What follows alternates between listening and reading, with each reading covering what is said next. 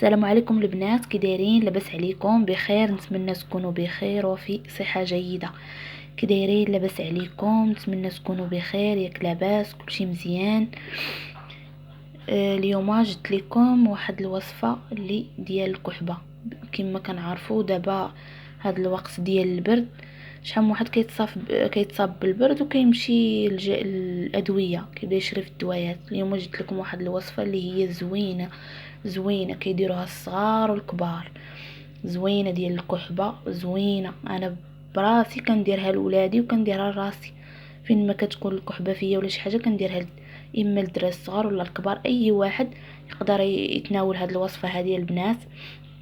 كما كتشوفوا عندي هنايا الثومه وعندي زيت العود. هانتوما كما كتشوفوا عندي الثومه وزيت العود. البنات هي بمكونين، ماشي شي حاجه اللي غاليه، هي بمكونين. هاد الوصفه هذه كتقضي على الزكام وكتقضي على الكحبه. الناس اللي فيهم الكحبه، الناس اللي فيهم الزكام وضاربوا البرد، يعني فيك الكحبه ومبغاش تحيد منك، غديري هاد الوصفه هذه. هاد الوصفه هذه اللي هي زوينه بزاف البنات. كنتمنى انكم تطبقوا هاد الوصفه كما كنقول لكم. اي وصفه كنقول لكم طبقوها كما هي. شوفوا البنات، عندي الثومه، انا شديت ثومه هنايا وقشرتها. كنقشر الثومه وكنحيد لها ديك القشور وحكيتها هنايا. نشوف كما كتشوفوا، حكيت الثومه ها هي كما هي. كنشدها وكنزيد على زيت العود. البنات اللي تيقولوا لي واش تسخني زيت العود، لا ما تنسخنوش، كنخليه كما هو. كنزيد عليه الزيت، ها هو كامل الزيت البنات. البنات اللي كيعانيو والناس اللي كيعانيو كلهم من الكحبه ولا الم البرد، هانتوما كما كتشوفوا هاد الوقيته كيتصاب بنادم بالبرد. هانتوما كما كتشوفوا، هانتوما ها هو الزيت ديال زيت العود والثومه البنات. جوج مكونين اللي كندير، زيت العود والثومه. الثومه شديتها، نعاود نكرر، ثم شديتها وحكيتها ودرت معها زيت العود البنات. كنخليها النهار كامل، يعني الا درتها في الصباح كنخليها حتى العشيه. درتها في العشيه كنخليها حتى الصباح بحال هكا، بحال هذا الشكل هذا. كنغطيها وكنخليها البنات وكنخليها. من بعد اشنو كندير؟ كنشد الصفايه بحال هذا الشكل هذا، بحال هكا البنات كما كتشوفوا. ملي كتبقى النهار كامل كنشدها وكنصفيها، كنصفي داك الزيت بحال هذا الشكل هذا البنات. البنات اللي الناس اللي ما كيتناولوش الثومه راه صحيه البنات. الزيت والثومه راه صحي للكحبه والبرد، يعني كديرهم حتى الولاد الصغار. انا ولدي عنده عام كندير ليه هادي، تبارك الله الكحبه بالزربه كتفوتو والحمد لله. كنديروا الحاجه والكمال على الله سبحانه وتعالى.